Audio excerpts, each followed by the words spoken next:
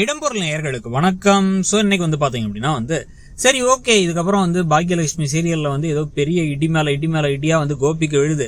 இப்போ கோபி அதை வீட்டை விட்டு துரத்திடுவாங்க அப்படின்னு நம்ம நினச்சிக்கிட்டு இருக்கும் போதே பல திருப்பங்கள் அதில் நடக்கிறதுக்கான வாய்ப்புகள் இருக்குது. ஒரு உருப்படியான விஷயம் இந்த இதில் நடந்தது என்ன அப்படின்னு பார்த்தீங்கன்னா பாக்கியா இந்த விஷயத்தை எல்லாரும் முன்னாடியும் போட்டு உடைச்சது தான்.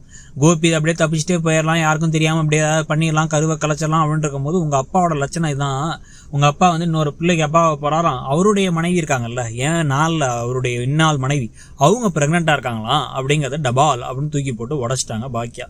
இப்போ அந்த கடுப்பும் கோபமும் வெறுப்பும் பாக்கியா மேலே ஈஸ்வரிக்கும் இருக்கும், கோபிக்கும் இருக்கும். ஆனால் என்ன பண்ணுறது, இதுக்கப்புறம் இந்த காதலையும் கர்ப்பத்தையும் மறைக்க முடியாதுங்கிற மாதிரி கர்ப்பத்தை ரொம்ப நாளாக மறைக்க முடியாது. வயிற்றுலேருந்து அதுவே வயிறு தள்ளி தெரிஞ்சிருக்கும். இவங்க என்ன நினச்சாங்கன்னா அப்படின்னா இந்த சனிக்கிழமையே போய் கலைச்சிட்டு வந்துடலாம் அப்படின்னு நினச்சிட்டு இருந்தாங்க. என்னடா நினச்சிட்டு இருக்கீங்க உங்கள் மனசில், அவ்வளோ ஈஸியாக போச்சு அதெல்லாம் அப்படிங்கிற மாதிரி காண்டுலையும் கடுப்புலையும் வெறுப்புலையும் இருந்தாங்க ராதிகா. அவங்களுக்கு எப்படியோ ஒரு மனநிறைவாக இருக்க போகுது. இது நல்ல வேலை இவங்களா சொன்னாங்க, இல்லைன்னா இவங்க 2 பேரும் சொல்லியிருக்க விட மாட்டானுங்க போல. இப்போ இதுக்கப்புறம் எல்லாத்துக்கும் தெரிஞ்சால் குழந்தைய கலைக்கிற மாதிரி முயற்சியில் எல்லாரும் சேர்ந்து ஈடுபட மாட்டாங்கன்ட்டு. ஆனால் வீட்டில் கண்டிப்பாக அதில் ஒரு பிரளயமே வெடிக்க போகுது. எல்லாரும் ஆளாளுக்கு ஒவ்வொரு வார்த்தை மாதிரி தான் பேச போறாங்க. இனியால இருந்து ஆரம்பிச்சு அதுக்கப்புறம் செடியன், ஜெனி, எழில், அமிர்தா எல்லாருமே ஆளாளுக்கு ஒரு பங்குல இதெல்லாம் தான் பேச.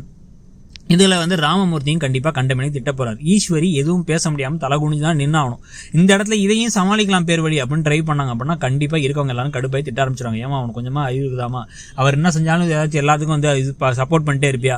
பாக்கியா உருப்படியாக ஒரு பிஸ்னஸ் பண்ணணும்னு ஆசைப்பட்டாலே அதில் 1000 குறை சொல்றது. உங்கள் பையன் இவ்வளோ மட்டமாக ஒரு காரியத்தை பண்ணிருக்காரு இந்த வயசில் அப்படின்னு சொல்லிட்டு யாரை பற்றி யோசிக்கல, எதை பற்றி யோசிக்கல. இதுக்கப்புறம் அது இன்னும் ஒரு குழந்தைய வச்சுக்காம இருக்கிறதுலாம் அவங்க விருப்பம். வயசான காலத்தில் யாரும் குழந்தை பெற்றுக்காம இருக்கிறதுலாம் இல்லை, எல்லாம் நடந்துகிட்டு தான் இருக்கு. ஆனால் இந்த வீட்டோட சூழ்நிலையில இங்க இருக்க பிரச்சனைகள்ல இதுல கோபி சின்ன சின்ன விஷயத்துக்கெல்லாம் பாக்கியா நோண்டிட்டே இருந்த பொழுது இப்படி நடந்திருக்கிறது தான் முக்கியமான விஷயம்.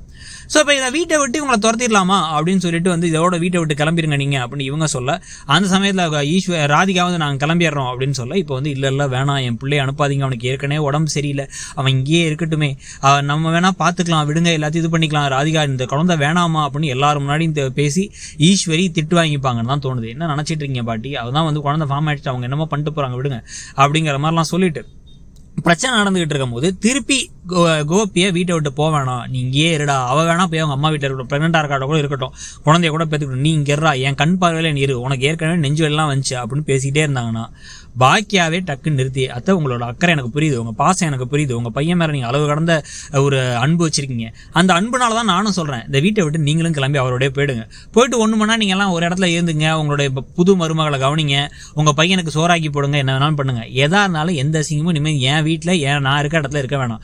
நீங்கள் ஒழுங்காக கிளம்பி போயிடுறீங்களா, இல்லை நானும் சேர்ந்து நான் வேணா போயிட்டுமா, நீங்கள் 3 பேரும் கிளம்புறனா கிளம்புங்க, இல்லைன்னா நான் கிளம்புறேன் அப்படிங்கிற மாதிரி கோவமாக பேசி ஈஸ்வரியை பாக்கியாவே துரத்தி விட்டா பெட்டராக இருக்கும்னு தோணுது. உங்களுக்கு என்ன தோணுதுங்கிறத சொல்லுங்க. தேங்க்யூ. இடம்பொருள் நேயர்களுக்கு வணக்கம். ஸோ இன்னைக்கு பார்த்தீங்க அப்படின்னா சரி ஓகே, இதுக்கப்புறம் பாக்கிய